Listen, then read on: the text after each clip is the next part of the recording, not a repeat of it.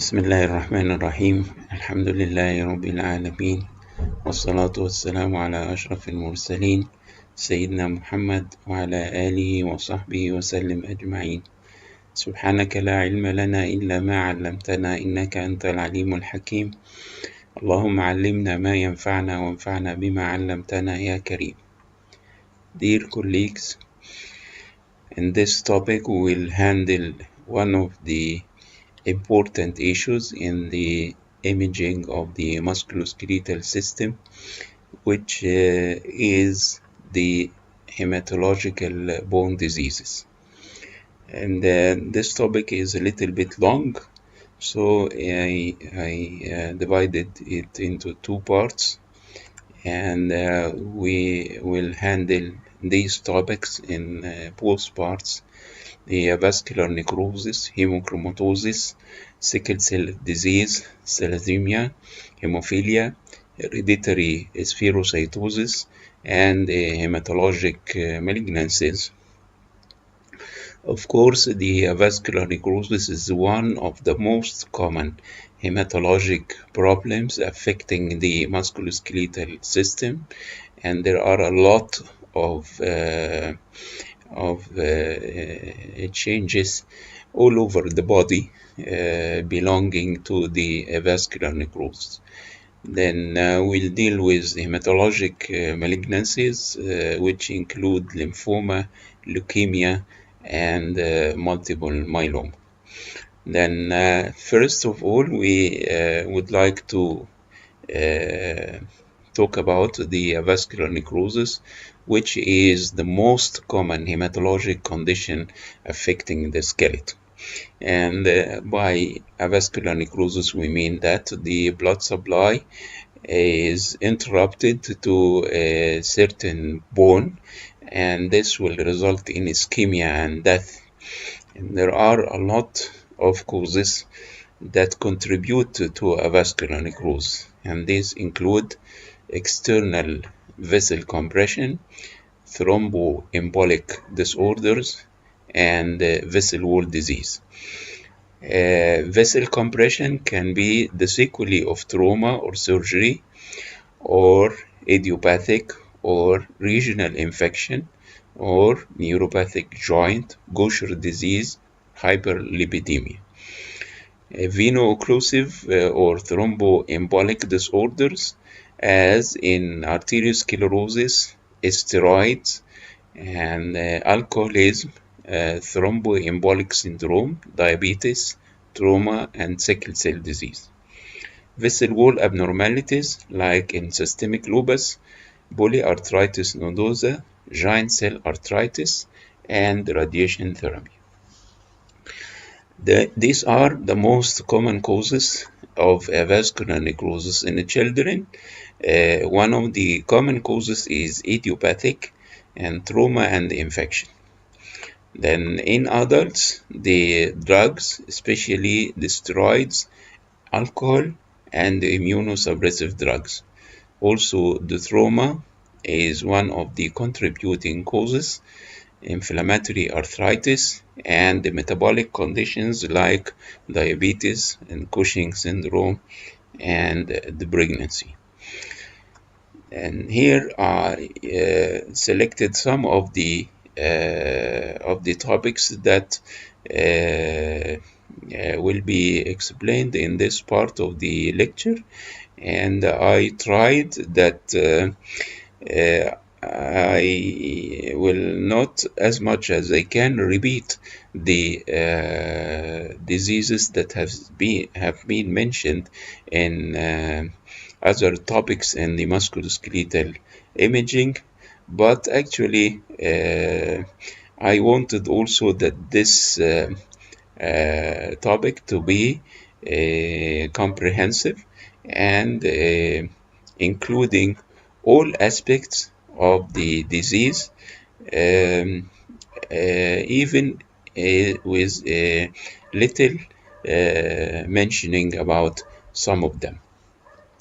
Then these are the locations that we would like to talk about: the metatarsal head, Freiberg disease, navicular bone, coiler disease, the talus, the patella, sending Larsen-Johansson syndrome, femoral condyle, osteochondritis dissecans, medial femoral condyle, spontaneous osteonecrosis of the knee or thonk, femoral head, leg calvi-Bursus disease, phalangeal head, Thiemann disease, metacarpal head,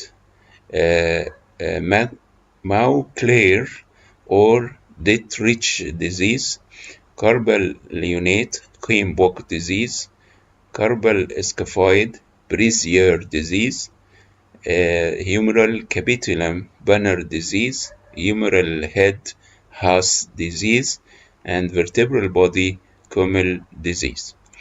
And starting first by the Freiberg that I have mentioned before, which is the osteonecrosis of the head of the metatarsal bone, and it usually affects the head of the second and maybe also the third metatarsal bones. Sometimes it can be bilateral in about 10% of the cases, and usually affects girls in the adolescent period of age. And I think that one of the most common causes for this disease is this high heel. Then the patient will present by pain on weight bearing with swelling and tenderness at the affected metatarsal head. If you have the plain X-ray, many times you cannot see a disease, especially in early stages of the disease, but whenever you have MRI, you can detect some bone marrow edema corresponding to the head of the metatarsal bone. Then after that, if you have the plain X-ray, then you are going to see the full-blown picture of avascular necrosis, which are the collapse, the sclerosis, irregularity, fragmentations. All of the manifestations of the disease can be seen in this metatarsal head. And sometimes you got widening of the metatarsophalangeal joint, then you got osteochondral fragment, sclerosis, and cortical thickening. The second is the coiler disease, which is a vascular necrosis of the navicular bone, and this is a self-limiting disorder, meaning that it can heal spontaneously. And this results from temporary disruption of the blood supply of the navicular bone. It can be idiopathic or secondary to trauma. The age incidence is between 3 and 10 years of age, and is commonly unilateral but can be bilateral in about 25% of the cases. There is some swelling and pain at the site of the navicular bone. On X-ray, you will see some flattening, fragmentation, and sclerosis of the affected navicular bone as compared to the normal one.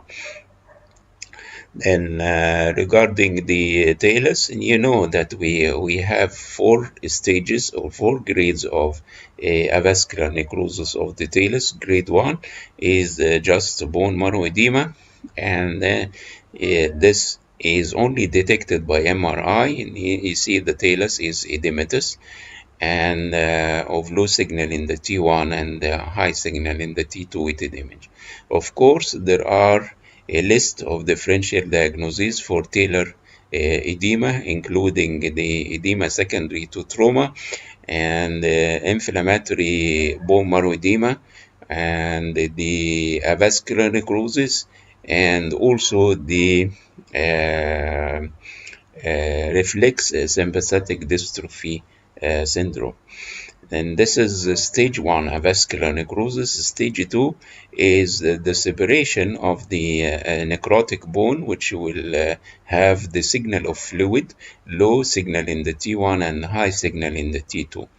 And stage 3 is the separation of the necrotic bone without displacement, and you got this appearance, and you say the separated necrotic bone but it is still in its location. And this is the CT scan of another case, and you see the separated necrotic sclerotic bone with sclerosis of the edge of the donor bone.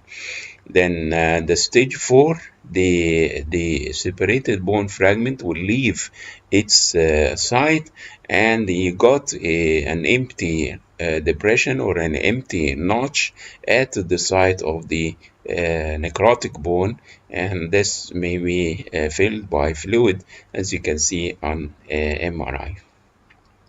Then Sending Larson-Johansson syndrome is a chronic traction injury of the immature osteotendinous junction of the distal end, actually, of the the proximal end of the patellar tendon. And this may be associated with bone marrow edema and abnormal configuration of the lower patellar ball. And you have been, I have mentioned before the changes in the jumper's knee, where you got tendinitis or tendinosis of the patellar tendon associated with some bone marrow edema of the lower ball of the patella. And this is another example. It is known as Sending Larson-Johansson syndrome, where you got abnormal signal in the proximal edge of the on the proximal end of the patellar tendon, and this may be associated with bone marrow edema of the distal patellar ball, as well as some abnormal configuration of the distal patellar ball. Now, Lehmann disease is a non-inflammatory disorder of unknown etiology. It is a familial, inherited as autosomal dominant disease, and it is an osteochondrosis of the epiphyses of the phalanges. And the disease involves the proximal interphalangeal and the distal interphalangeal joints, and most of the cases are seen in children and young adults before the age of 25 years. The most commonly affected phalanges are the second and the third. The phalanges of the second and third fingers, and the disease is initially painless, but later on there may be pain and deformity with irregularity of the epiphyses, and after that there is sclerosis and broadening as well as fragmentation, all the criteria of a vascular necrosis. Sometimes they call these epiphyses the ivory epiphyses. Then if you look here, and you can see, sorry for the haziness of the image, but you may be able to see the changes at the phalangeal end and of the second, and then the third, maybe the fourth and fifth finger as well. And this is a well-known criteria of the disease. Is commonly affecting the second and third, but may also affect the rest of the fingers. And this is what I mean by the ivory epiphyses. And here you got one of the well-known criteria of osteonecrosis is the increased bone density and the fragmentation, and here you can see the classic appearance. Then we came to the Mauclair disease or Dietrich disease, where there is osteonecrosis of the metacarpal head, and this also occur at the second and the third metacarpal heads. And the previous disease, Lehmann disease, affects the phalanges of the second and third, and this disease affects the metacarpals of the second and third. And the age incidence is between 13 and 18 years old, and you know the contributing factors, which may be spontaneous or trauma or steroid abuse or steroid use on systemic lupus erythematosus. Then all the criteria of avascular necrosis are seen in the metacarpal head in the form of flattening of the head, widening of the joint space, deformity, and osteoarthritis with narrowing of the joint space. Then you got osteochondral fragment, periosteal reaction, and metaphyseal cortical thickening, almost similar to the changes of the Freiberg disease in the head of the second metatarsal bone. And this disease, Moncler or Dietrich disease, affects the head of the third and the second, maybe the second and the third heads of the metacarpal bones, showing the abnormalities of avascular necrosis in the form of flattening, irregularity, bone sclerosis, and fragmentation. Another example of the third metacarpal head, showing the classic criteria where you can see the irregularity and the fragmentation. Of course, if you are reporting these x-rays without a good clinical background, you are going to miss a lot of lesions. And I think if you do not have a specific complaint referring to this particular area in the hand, you will write it as a normal radiograph. Then this is one of the possible ways for treatment of such a disease, is to put what looks like a prosthesis to maintain the function of the joint. Then the Banner disease is an osteochondritis of the capitulum. But also, we have an osteochondritis dissecans of the capitulum, and there are some differences between Banner disease and osteochondritis. Banner disease affects the whole capitulum, but the osteochondritis affects part of the capitulum. Banner disease occurs at a relatively younger age compared to the age of osteochondritis dissecans.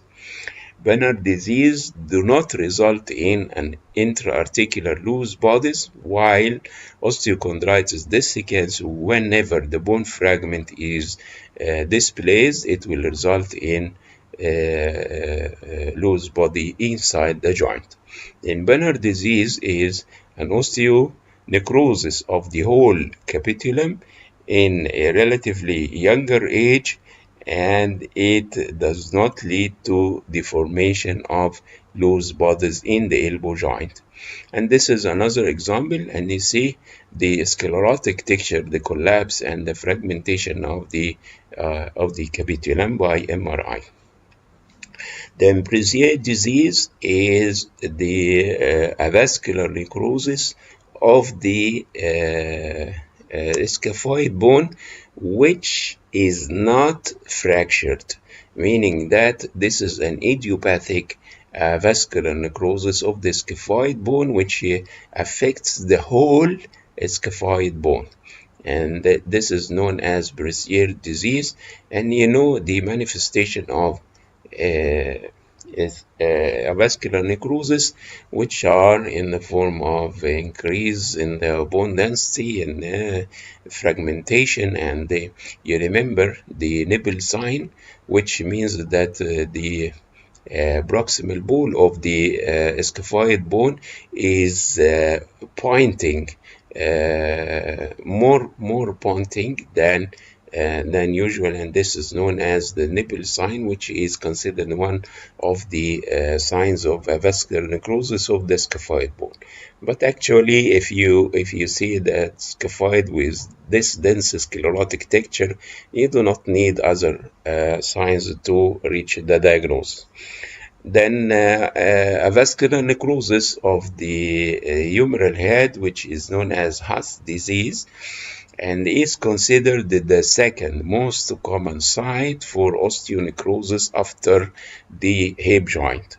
And one of the underlying causes is the corticosteroid use, and it affects the subchondral area of the humeral head with all manifestations of avascular necrosis in the form of collapse, fragmentation, sclerosis, and irregularity of the articular surface. By MRI, you remember the classic appearance of avascular necrosis in the femoral head and also anywhere in the body where you got a line that separates the dead bone from the healthy bone. And this line is considered one of the most important diagnostic signs for the avascular necrosis. And depending on the signal intensity of the bone bordered by the line, the dead bone, there are staging of the avascular necrosis, as I have mentioned before. And this is another example of avascular necrosis of the humeral head with the classic line separating the dead bone from the viable bone. Then Kummer disease is vascular necrosis of the vertebral body. And there is usually some, or there may be a history of trauma. Then you got some fracture of the vertebral body, and after that you got collapse and the development of intravertebral air, which is known as the vacuum cleft. And this vacuum cleft is considered the diagnostic sign of a vascular necrosis of the vertebral body.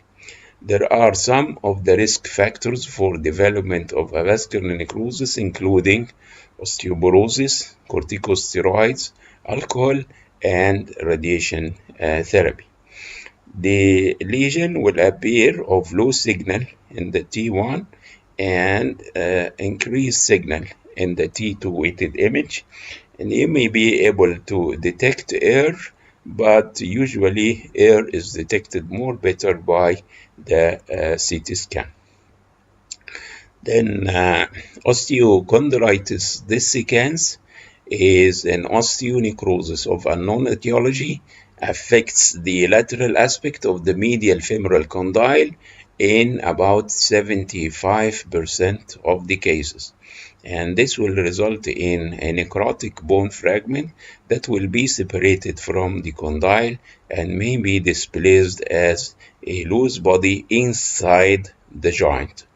And this is an example. You see an osteochondral fragment of the medial femoral condyle, which is not yet displaced from each side. And this is the grading or the classification of osteochondritis dissecans. And then in the stage 1, you got bone ischemic changes with no separated fragments. And in stage 2, you got partially separated osteochondral fragment. In stage 3, you got totally separated but not displaced bone fragment. And in stage 4, you got displacement of the separated osteochondral fragment. Then these are some criteria mentioned by the literature about the fragment, whether it is stable or not. And these are the criteria which are in favor of unstable fragment. If the fragment is larger than 1 centimeter, if there is fluid at the base of the fragment, if there are cystic changes at the donor aspect of the defect, and if you inject contrast material and you got enhancement of the separation line, this may indicate that this fragment is unstable and it has the chance to be displaced as a loose body in the knee. Then got to the medullary bone infarction, and this may be seen in the metaphysis or in the diaphysis, and it may also affect the epiphysis, but at that time it is called a vascular necrosis, and I will mention something about the epiphyseal avascular necrosis just in few minutes. Then bone infarctions will tend to have a well circumscribed sclerotic margin, and the infarction is not usually associated by perosteal reaction or thickening of the cortical bone or expansion of the affected bone. Then you got multiple or single irregular shaped intramedullary lesion with which is well defined, and it may have the double cortical or double contour line, and sometimes if it is solitary it may be mistaken for an enchondroma. But in chondroma, because of the chondroid matrix, and you got internal calcific shadows within the lesion. Enchondromas are not usually multiple, and according to the literature, it is usually unnecessary to discriminate between both, since they are the infarction and the enchondroma, they are benign lesions. And this is the classic appearance of bone infarction by plain X-ray in the femur, in the tibia, in the proximal femur on the right side. And this is the appearance by the MRI, where you got this appearance of a well-defined line. You remember that this have been described in the literature as the Chinese figures. And you got in the T2 weighted image the double line, a black line from inside and the bright line from outside. Then the intramedullary calcification, as you can see here, may be seen in the bone after months or years, but the MRI can detect bone infarction within 6 to 12 hours of its occurrence. And the central signal of a chronic infarction is almost similar to the normal marrow, the central part, and is separated by the line. This is the ischemic bone, and this is the viable bone, and the double line sign is considered one of the classic features of a bone infarction, which is not present in metastasis, lymphoma, or leukemia. Then this is the classic appearance of a bone infarction in the femur, and another one in the tibia, in the frontal view and in the lateral view. This is the appearance of an infarction by MRI T1 weighted image and the T2 weighted image, and is easy for you to detect the double line sign. And this is also an infarction, multiple intramedullary infarctions in the femur and tibia, and you got the spontaneous osteonecrosis of the medial femoral condyle with bone marrow edema and flattening of the femoral condyle as well. Then we came to the Blount disease, which is a disease resulting from gross disturbance in the proximal part of the tibia. And it affects the medial part of the epiphyseal plate, the epiphysis, and the metaphysis. This is the epiphysis, and this is the physis or the epiphyseal plate, and this is the metaphysis. And we have two types. The infantile type, which is more common, occurs under the age of 3 years, and the juvenile type, which can be seen up to 11 years and older. And the infantile type is usually bilateral in about 80% of the cases, while the adolescent type is unilateral in about 80% of the cases. Then if you see these criteria where you got some fragmentation and maybe sclerosis of the medial part of the tibial epiphysis, flattening of the metaphyseal end, and this metaphyseal peak, which is considered one of the characteristic criteria of Blount disease. And the changes on the medial aspect will result in deviation of the leg medially and consequently a varus deformity. And then you may sometimes, according to the literature, you can measure the angle of the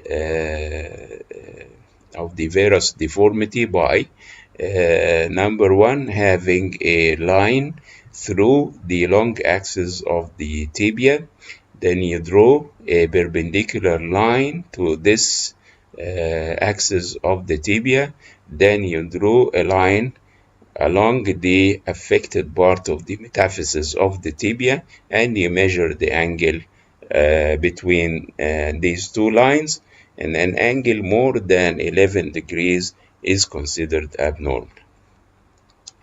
And Blount's disease by time will progress into more avascular necrosis and more varus deformity of the knee joints. These radiographs are obtained at the age of 3 years, and the follow-up 2 years later showed the more progression of the disease.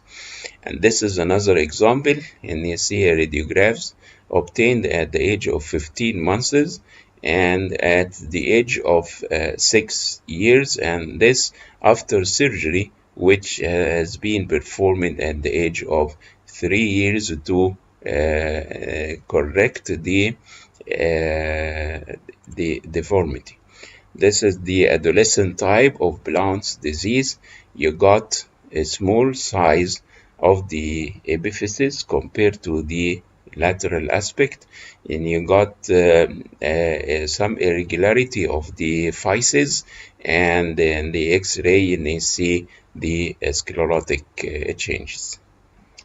Then we came to the Sherman disease, and the Sherman disease is also known as juvenile kyphosis or juvenile discogenic disease or vertebral epiphysitis.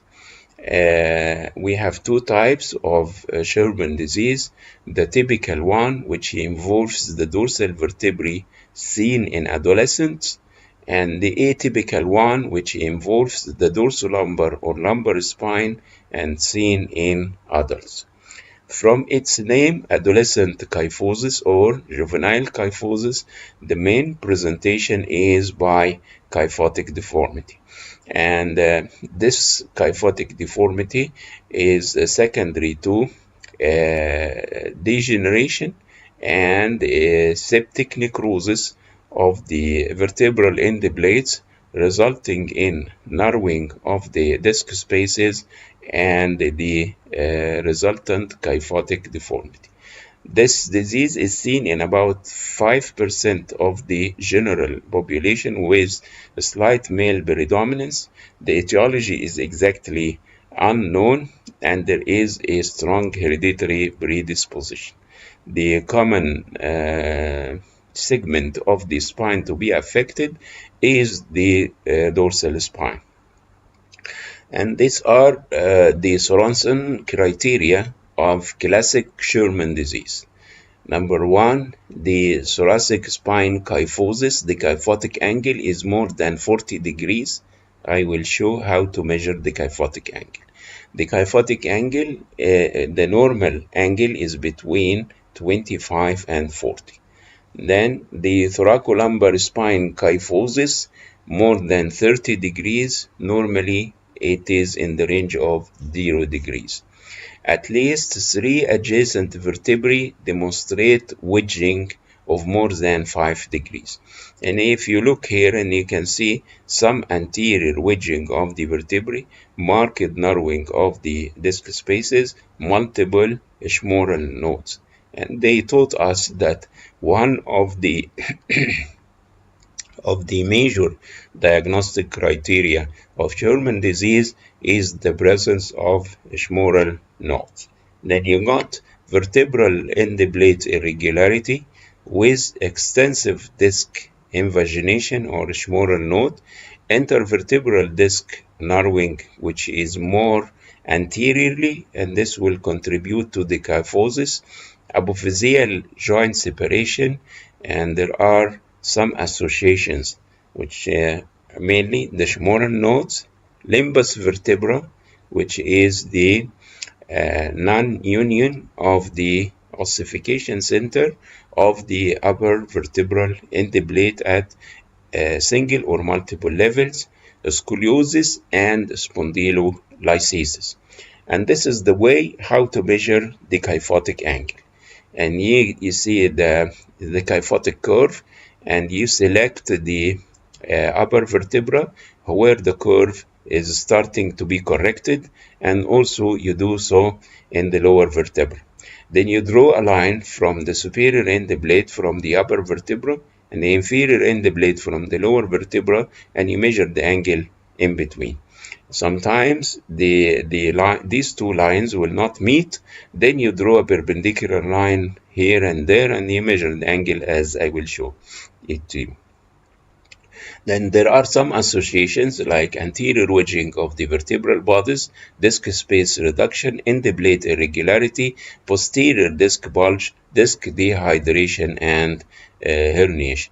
And this is what I meant. If you draw a line, this is a wide kyphotic curve. If you draw a line like this and another one like this, they may not meet except outside the slide, for example. Then you draw a perpendicular line to this one and another perpendicular line, then you measure the angle between these two lines. This is known as the kyphotic angle. Osgood-Schlatter disease is a vascular necrosis of the anterior tibial tuberosity and is seen in adolescent in the age between 10 and 15 years, and the condition is bilateral in about 50% of the cases, and the etiology or the suspected underlying etiology is the repetitive trauma with traction on the patellar tendon, which is often seen in jumping sports, volleyball, basketball, and gymnastics. The patient may present by intermittent pain at the tibial tuberosity and is worsened by exercise. There may be some edema, redness, and tenderness at the tibial tuberosity. If the tibial tuberosity is not ossified, then the X-rays will be of no help. Then radiographs obtained to exclude other causes of pain, like fractures and so on. If the tibial tuberosity is not calcified, and this is the age incidence where the tibial tuberosity is calcified, 9 years in girls and 11 years in boys, then you look for the lateral X-ray, and you got all the manifestations of a vascular necrosis, including fragmentation, irregularity, increased bone density, and so on. Then there may be some soft tissue swelling and calcification of the patellar tendon or thickening of the patellar tendon. By MRI, there are some of the diagnostic helpful criteria, even if there is no fragmentation of the tibial tuberosity. These criteria are three. Number one, increased signal intensity of the patellar tendon at its attachment to the tibial tuberosity. Number two, fluid signal between the patellar tendon and the tibial tuberosity and the tibial epiphysis. Then bone marrow edema of the localized bone marrow edema of the tibial epiphysis. And this is a classic appearance of Osgood-Schlatter disease with fragmentation of the tibial tuberosity, thickening and abnormal signal of the patellar tendon, fluid signal between the tendon and the tibial tuberosity, and also you got some bone marrow edema in the tibial epiphysis. Then we came to the burst disease, which affects the proximal capital femoral epiphysis in children, and the underlying causes are almost similar to the causes of the rest of avascular necrosis, including trauma, infection, endocrine abnormalities, and so on. And this is common in boys in the age between 3 and 5 years. The classic appearance of avascular necrosis is the fragmentation, collapse, and the irregularity of the affected femoral epiphysis, and if untreated, you got osteoarthritis of the hip joint. And the treatment is usually by the avoidance of weight bearing, and there may be surgical options for this disease. The disease is bilateral in about 15% of the patients. MRI and bone scans are more sensitive in early stages of the disease to see the disturbance of the bone marrow signal in the affected epiphysis. Then there are a lot of signs for vascular necrosis of the capital femoral epiphysis, and these include beside the fragmentation, collapse, and the irregularity of the capital femoral epiphysis, there may be capsular distension due to joint effusion, a small fragmented epiphysis, or osteosclerosis, which is known as a snow cab sign, subchondral collapse, which is known as the crescent sign, radiolucent defect at the lateral margin of the involved epiphysis, known as the cage sign, and curved radiodense cortical line at the base of the femoral neck. This is known as the sagging rope sign, which represents the margin of the deformed femoral head. The engrossed deformity with wide short femoral neck and enlarged femoral head, this is known as coxa magna, and the flattened epiphysis is known as coxa plana. The femoral head deformity is known as the mushroom deformity. And this is the coxa magna, where you got flattening, broadening, and shortening, flattening and the broadening of the femoral head, shortening of the femoral neck. This is known as the head at risk sign, and in this sign you got progressive restriction of the hip movement, and there is widening of the inferior medial joint space, widening of the inferior medial joint space with flattening of the cartilaginous head and the metaphyseal involvement. The gag sign is a lucent area on the lateral epiphysis in this particular area, adjacent to the metaphysis, and the horizontal appearance of the gross plate reflecting a clinical flexion abduction posture of the head. This sign is considered by the literature that there should be some way to prevent the progression of the disease. But you know that with conservative management, there may be complete healing of this vascular necrosis, and you see the sequelae. This is the start of the disease, more progression and fragmentation, then the start of healing. By this, we may finish the issue of avascular necrosis, and we can pass to the second item, which is the hemochromatosis. Hemochromatosis means that there is excessive iron storage and the deposition of hemosiderin into the tissues, causing tissue damage and dysfunction. The increased iron absorption may be either primary or secondary. The primary type is known as hereditary hemochromatosis, which is more common in males than in females, and the symptoms are seen between the age of 30 to 50 years. And the diagnosis is usually precedes the symptoms by the range of 10 years. The deposition of iron will lead to symptoms of arthralgia, and this will affect the second and the third metacarpophalangeal joints. And you got fatigue, apathy, lethargy, weight loss, loss of libido, and maybe impotence. And the finding on the plain X-ray will show progressive arthritis. Also, you may got liver cirrhosis by ultrasound or CT, sometimes a hepatocellular carcinoma, or in skin pigmentation. Then secondary hemochromatosis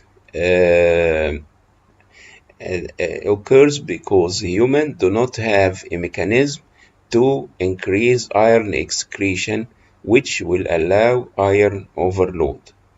If the disorder occurs without tissue damage, it is called hemosiderosis. If it is associated with tissue damage, it is called hemochromatosis. And the severity of tissue damage is less in secondary causes. The secondary causes include increased iron availability in iron-loading anemias like thalassemia major and others. Parenteral iron overload, like in cases of iron blood transfusion, iron dextran injections, and hemodialysis.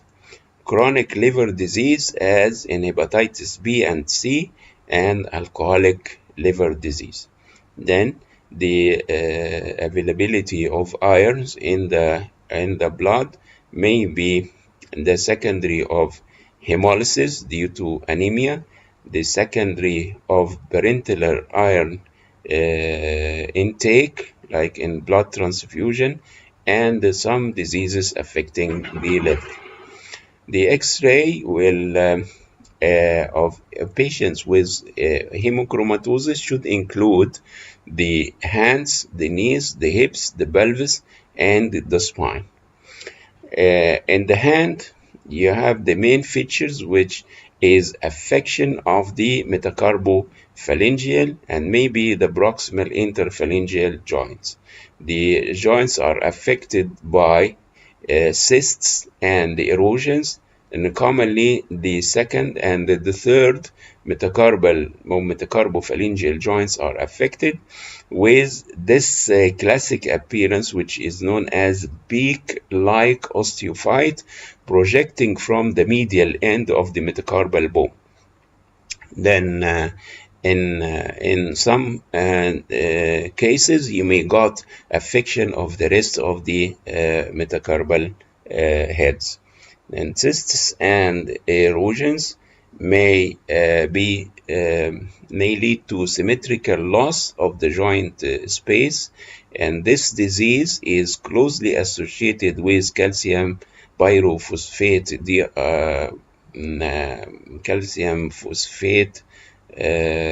dehydrated disease. You remember, it's known as the hemochromatosis is one of this particular disease. Then chondrocalcinosis is also one of the manifestations, especially in the knee and the triangular fibrocartilage, and also osteoporosis may be seen in this disease. And this is the disease I would like to remember its name: calcium dihydrate pyrophosphate deposition disease, where you got deposition of calcium in the cartilage, and chondrocalcinosis is one of the hemochromatosis is one of the causes of this disease, including also pseudogout, hyperpara, osteoarthritis, ochronosis, gout, hemochromatosis, Wilson disease, acromegaly, and hypophosphatasia. Then the clinical picture of a patient with hemochromatosis include hepatomegaly, chronic liver disease, testicular atrophy, gynecomastia, loss of hair, skin pigmentation. This is the normal hand, and this is the hand of a patient with hemochromatosis, congestive heart failure. And this is a wrist X-ray showing the classic appearance of calcification of the triangular fibrocartilage. I mentioned that the changes are in the second and third metacarpopharyngeal joints, and also in the cartilage, especially of the knee and the wrist. Then, in order to remember the distribution of joint affection in the hands, considering these particular lesions, this is the joints affected by osteoarthritis, the proximal and distal interphalangeal joints. In cases of rheumatoid, the metacarpophalangeal and the proximal interphalangeal. In cases of calcium pyrophosphate dihydrate disease, then you got affection of the metacarpophalangeal joints. In cases of psoriasis, you know that it has a predilection to the distal interphalangeal joints. These are the diseases which can be included in the differential diagnosis of hemochromatosis. Then this is the appearance, as I have mentioned before. You got abnormalities in the second and third metacarpophalangeal joints with this characteristic beak-like projection from the radial aspect of the head of the metacarpal bone. Another example of hemochromatosis in the hand, showing the affection of the metacarpophalangeal joints of almost all fingers with the, let us say, metacarpal hooks. And this is the classic appearance. Of course, you may remember that these metacarpal hooks are one of the criteria of acromegaly.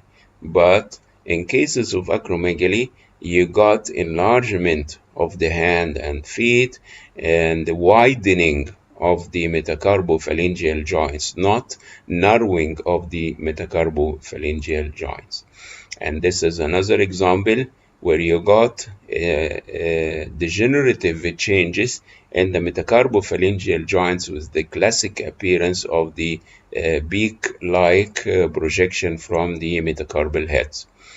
Actually, when hemochromatosis affects the large joints, it cannot be discriminated from osteoarthritis. Then all what you can say here, that there is marked narrowing of the joint space, and there is subarticular bone sclerosis and osteophytic clipping, as you can see here. But in order to differentiate hemochromatosis from osteoarthritis, you consider that hemochromatosis occurs at a younger age.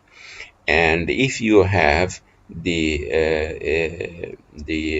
radiographs of the hand, and you can see the characteristic hook like osteophytes in the metacarpophalangeal joints, this will help you to spot the diagnosis, since you remember that osteoarthritis of the hand will affect the distal and the proximal interphalangeal joints. It will not affect the metacarpophalangeal joints. Then one of the manifestations also is to got extensive degenerative changes in the spine with calcification of the discs and multiple disc space narrowing. Together with this characteristic appearance of the hooks and the metacarpals, as well as degenerative changes, then you know that you are dealing with hemochromatosis. And the differential diagnosis will include ochronosis, of course, because ochronosis is one of the diseases that affect the spine and results in very early changes in the spine in the form of marked degenerative changes, as you can see here. Then we came to the sickle cell disease, which is an autosomal recessive disease resulting in abnormal formation of hemoglobin. And this disease will affect many of the systems and organs in the body. There is a combination. The sickle cells are abnormal red cells, and they are liable to accumulate, forming thrombi to occlude the vessels, resulting in ischemia and infarction, and they are easily damaged, resulting in hemolytic anemia. This disease is of high incidence in Africans and Eastern Mediterranean inhabitants. The manifestations are usually seen in childhood because infants are usually protected by the elevated levels of fetal hemoglobin in the first 6 months. The presentation may be completely asymptomatic to severe crisis, and these are the clinical appearance. And the clinical appearance actually is the combination of these three issues: the vaso-occlusive disease or crisis, the chronic anemia, and the infection. Infection in the sickle cell disease is because of the damage of the spleen. And you know that one of the manifestations of sickle cell disease is autosplenectomy. And by time the spleen is almost lost, and it became very small and calcified. And that's why the infection is a well-known part of this disease. Then vascular occlusion, hemolysis, meaning that you got anemia and you got infection. Then in the bone, you got bone pain due to infarction and subperiosteal hemorrhage and the infection. In the lung, and you got recurrent pneumonias and maybe the chronic lung disease. In the abdomen, you got pain and the sequestration syndromes, especially in the spleen, when a large amount of blood is trapped within the spleen, resulting in its rupture. And the kidney, renal manifestations, which may end by renal failure. In the brain, you may got cerebrovascular stroke and retinal artery thrombosis. And hemolytic anemia will result in extramedullary hematopoiesis and marrow hyperplasia, impaired immunity due to autosplenectomy, and priapism and leg ulcers. Then, as I have mentioned, the appearance of sickle cell disease, and this name is referred to sickle cell anemia, will be the combination of ischemia, anemia, and infection. And bone infarctions will involve the medullary cavity and the epiphyses, the proximal humerus and femora, as well as the vertebral bodies are the most affected, with one of the classic features of sickle cell disease, which is known as the H-shaped vertebra. And this is how the H-shaped vertebra is happens. And you can see this is the blood supply in the back and in the front of the vertebra, which is a little bit rich compared to the central part of the vertebra. Then in this disease you got the ischemic changes in the central part, which will collapse compared to the peripheral parts, and this will result in the H-shaped vertebra, which is considered one of the manifestations of ischemic changes in the vertebra. Then you may got perosteal reaction, and you got soft tissue swelling of the metacarpals and metatarsals, and the changes of the ischemic changes are difficult to be distinguished from the osteomyelitis. You got gross disturbance, chronic anemia, and marrow hyperplasia. Marrow hyperplasia is due to the expansion of the medullary cavity, and this will appear as increased medullary trabeculation in the skull. It will result in the classic appearance of hair on end appearance, and this change will be seen in any kind of anemias that may result in excessive need for the hemoglobin. Then osteopenia and pathologic fractures, extramedullary hematopoiesis, and red marrow conversion. You know that the bone marrow at the beginning of life is red. Then by time it is transformed into yellow marrow, and if there is a need for this marrow once again, then the yellow marrow will be reconverted into red marrow, especially in these particular cases.